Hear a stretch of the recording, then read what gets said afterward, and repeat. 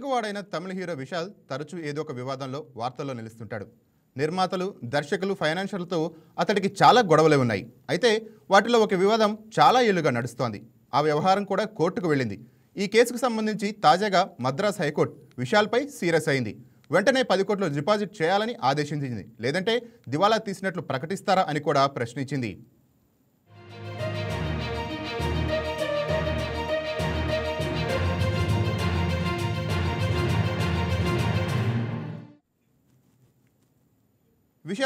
Vishal film factory కోసం cinema financiers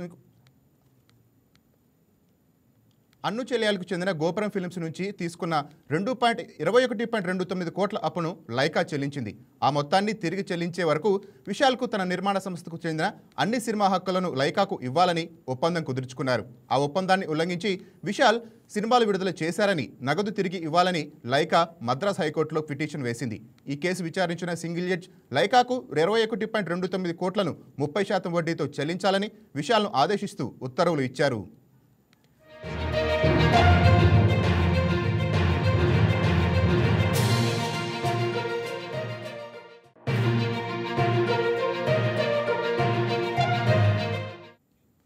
ఈ తీర్పుపై Vishal appeal చేయగా దీనిపై హైకోర్టు విచారణ చేసినందుకు అప్పుడు విశాల్ తరపున హాజరైన న్యాయవాదులు తమ క్లయింట్ ధనవంతుడు కాదని కోర్టుకు తెలిపారు.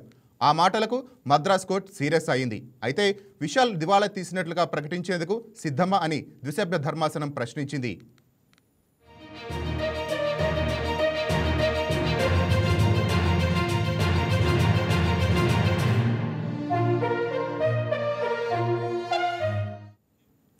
తాను ధనవంతుడు కాదని చెప్పినట్టు విశాల్ దివాలా తీశారని ప్రకటించడానికి సిద్ధంగా ఉన్నారా అని మద్రాస్ హైకోర్టు ప్రశ్నించింది. న్యాయస్థానం సూచించిన కొంత మొత్తాన్ని కోర్టులో డిపాజిట్ చేయవచ్చు కదా అని న్యాయమూర్తులు ఈ సందర్భంగా ప్రశ్నించారు. అయితే ఏడాదికి 30% వడ్డీతో తిరిగి చెల్లించాలని జారీ చేసిన ఉత్తర్వులు చట్టవిరుద్ధమని, వడ్డీ మాత్రమే 40 కోట్లకు పైగా ఉంటుందని విశాల్ తరపున హాజరైన సీనియర్ న్యాయవాది ధర్మాసనం దృష్టికి తీసుకువచ్చారు.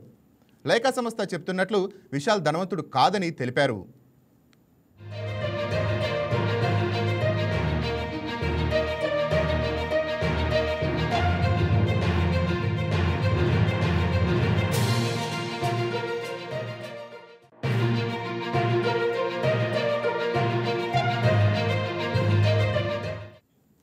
ఒక విషయంలో మాత్రం హైకోర్టు విశాల్కు ఊరట కలిగించింది. 21 కోట్ల రుణాన్ని 30% వడ్డీతో చెల్లించాలన్న సింగిల్ జడ్జి ఉత్తర్వులపై మధ్యంతరం స్టే విధించింది. వెంటనే 10 కోట్లు డిపాజిట్ చేయాలని విశాల్ను ఆదేశించారు.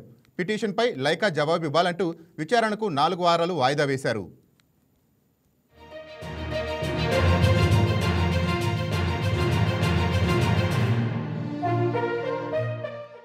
అంతేకాదు విశాల్ ఫిల్మ్ ఫ్యాక్టరీ నుంచి నిర్మించే సినిమాలు అప్పు పూర్తిగా క్లియర్ అయ్యే వరకు థియేటర్స్ కాపీని ఓటీటీలోని రిలీజ్ చేయకూడదని మద్రాస్ హైకోర్టు స్పష్టం చేసింది. హైకోర్టు ఆదేశాలతో విశాల్ నిర్మాణ సంస్థ కార్యకలాపాలు పాక్షికంగా నిలిచిపోయినట్లని ఇటీవలే విశాల్ హీరోయిన్ సాయి దర్శినికతో నిశ్చితార్థం చేసుకున్న విషయం తెలిసిందే. ఈ లీగల్ సంక్షోభం కారణంగా వారి పెళ్లి వాయిదా పడవచ్చునని కోలీవుడ్ మీడియా వార్తలు చెప్తున్నాయి. మరి విశాల్ తదుపరి నిర్ణయం ఏమిటి? విశాల్ లైకాతో రాజీకి వెళ్తారా లేక లీగల్ పోరాటానికైనా కొనసాగిస్తారా అనే దానిపై చర్చ సాగుతోంది.